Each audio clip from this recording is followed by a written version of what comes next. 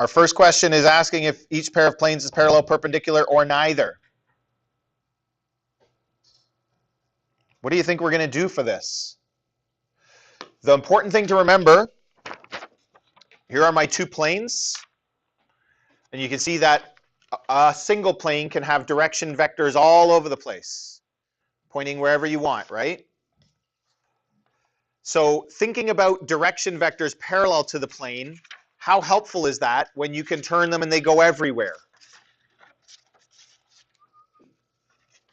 Like it's not. I might have two planes that are parallel. That doesn't mean the direction vectors in them are parallel. I can have two planes that are not parallel. Think about this. Convince yourself this is true. And they can have direction vectors parallel to the plane that are parallel to each other. Right? Do you believe that? So that's not helpful. So what can we do?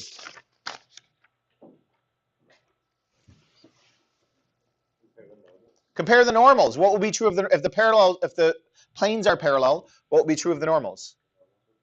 If the planes are perpendicular, what would be true of the normals? Yeah. So the normal is the key that represents the plane very nicely for this. So first of all, we'll get the normals.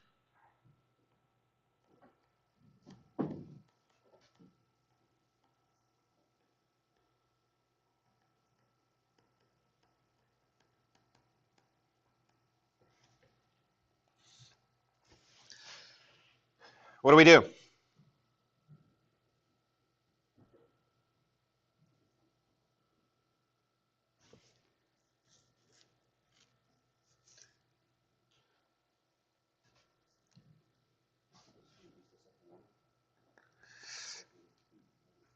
And what is that going to tell us?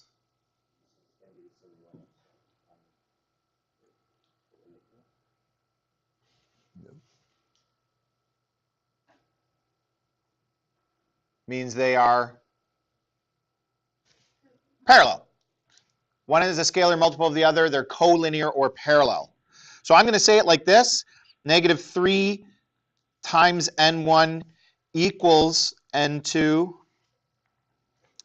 scalar multiple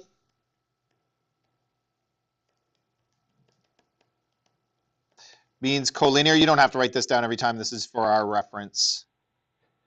Therefore, since the normals are parallel,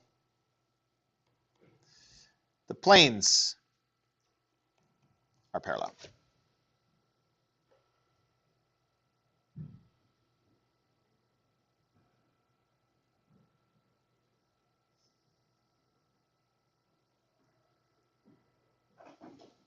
Any questions?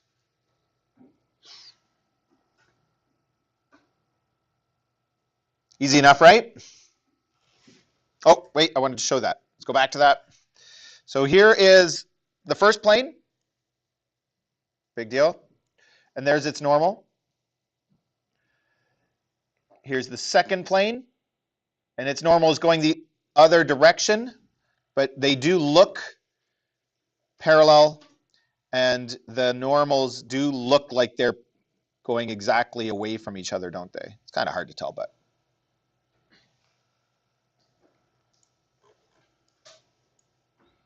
Good. Okay, next.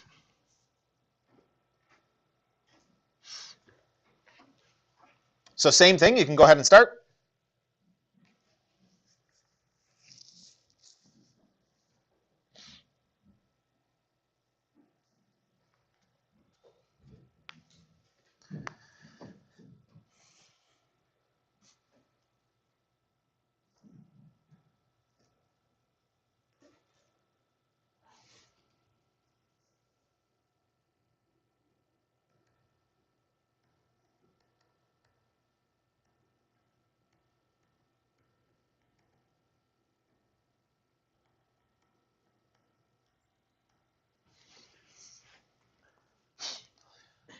What do you notice?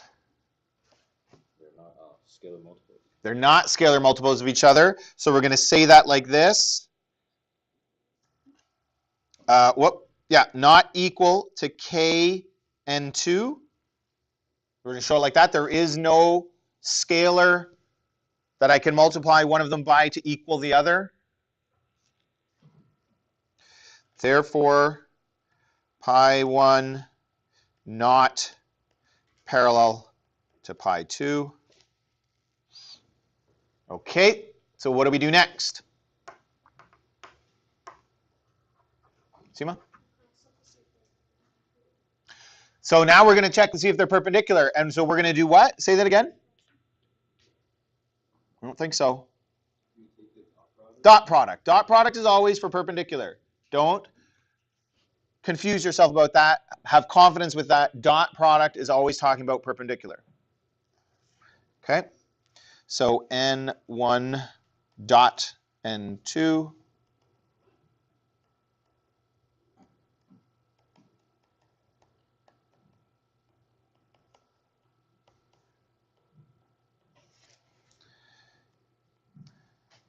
+12 plus 24.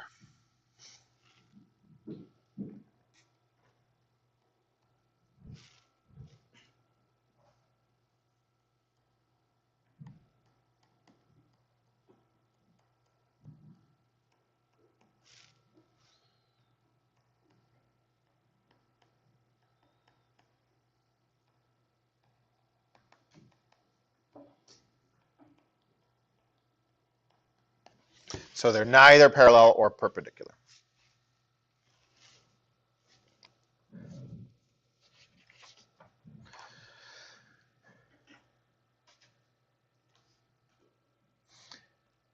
If this was on a quiz or a test and the answer was neither, you would have to show this work to show that they're neither.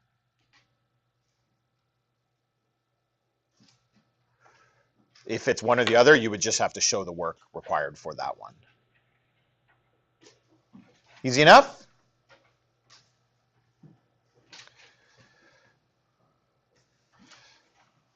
So we're talking about the planes in B again, and now we're going to find the angle between them.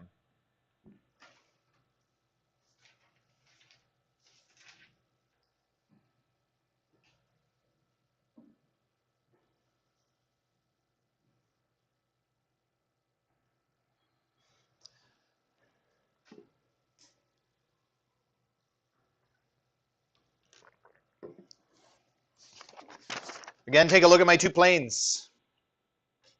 So we know they're not parallel. If they're parallel, they don't have an angle between them. If they're perpendicular, I mean, the angle would be 90. But they're neither, so they're like this or something. So depending on which direction vectors I'm talking about, the angle is going to be different. So what are we finding the angle of? How do you think we solve a question like this? Just generally speaking, and then we're going to have to think about how to actually do that. What is this question really asking? Yes, good. But dot product of what?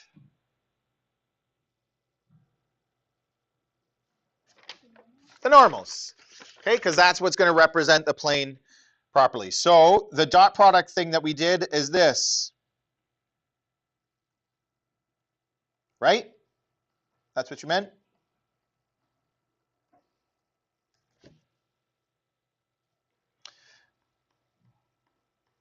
But in this case, we're going to do normal 1 dot normal 2.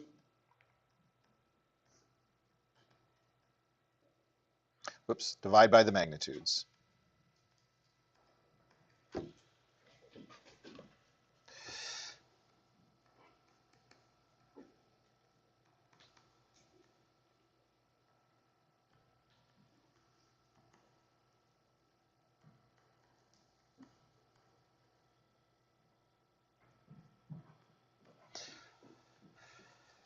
These are the same ones from B.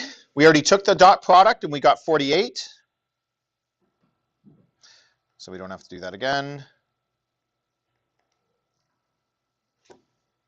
Remember how to find the magnitudes, like all these little things you have to do. You got to know how to find magnitudes of vectors for a question like this. Whoops. So that's 2 squared plus -3 squared plus 8 squared. Remember this formula?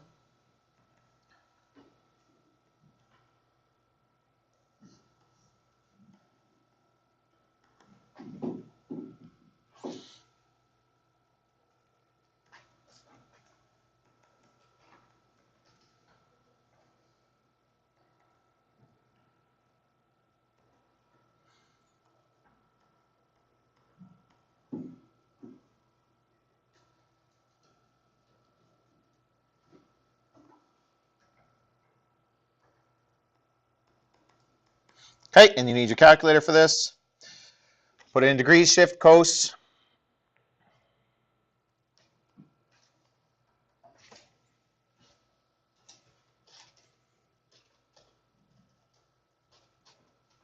Again, not particularly tricky, but all the little bits and pieces and just how all the questions end up clumping up in your head and confusing what any individual question is actually asking, I think. So I got 45.5 degrees. You want to try that?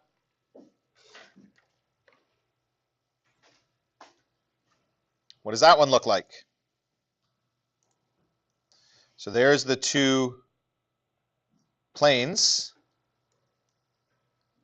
And you can see how you can draw the angle between them. It's over here. But you can also find there's the normal, the blue and the orange. And you can definitely find the angle between them. And they're definitely not parallel or perpendicular.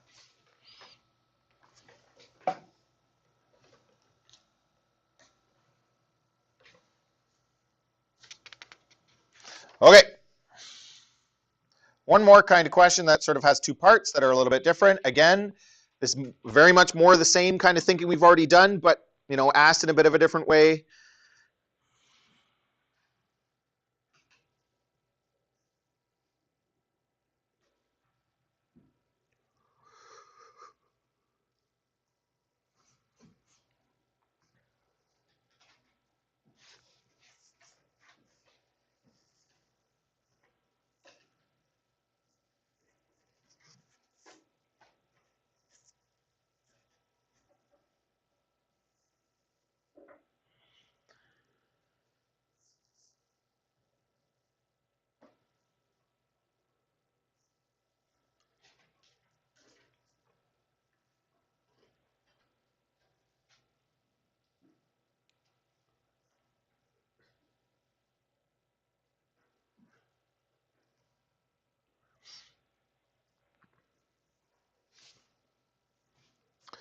Okay, so we've got two planes given in scalar form. But we're missing one of the coefficients, so we have to find A if they are parallel. So what does it mean if they are parallel? Again, what are we talking about? What would be true of two planes that are parallel? What would be? Yeah, the normals will be scalar multiples of each other. So what are the normals?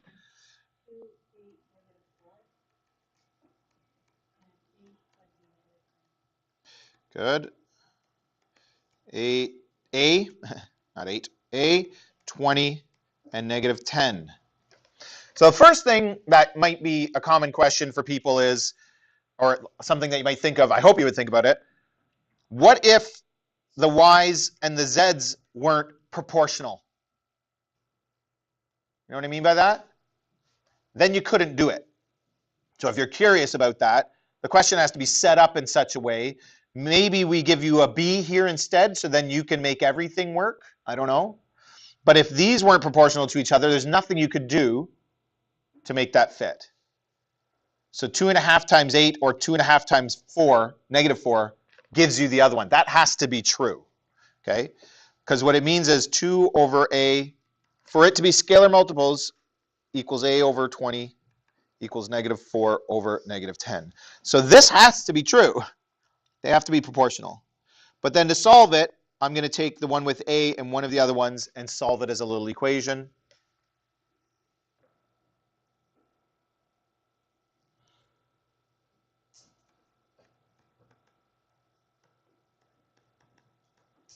And in this case, A is 5. If I get A is 5, they are parallel.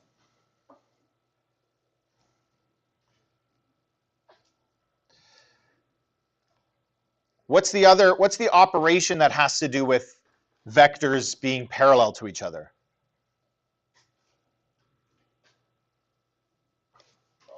Cross product. So you could also take the cross product.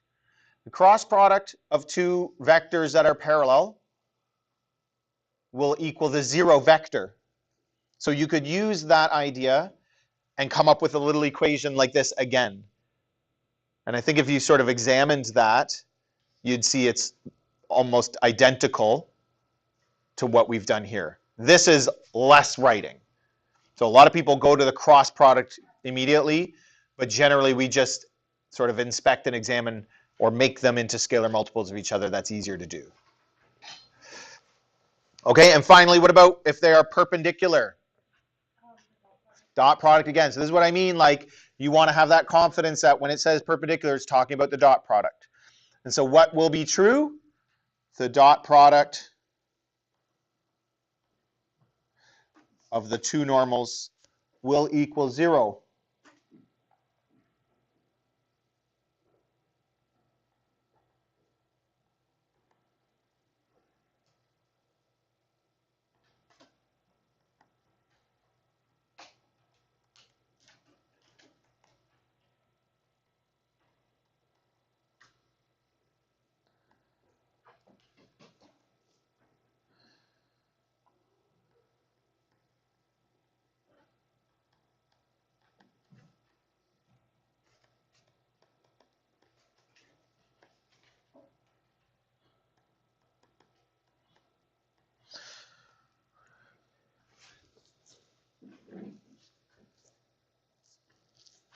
That's it. Any questions about that?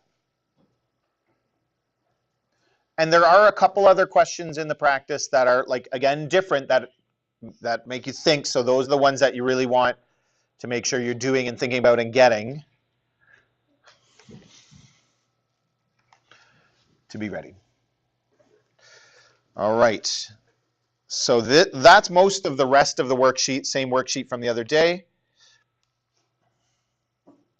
That's it.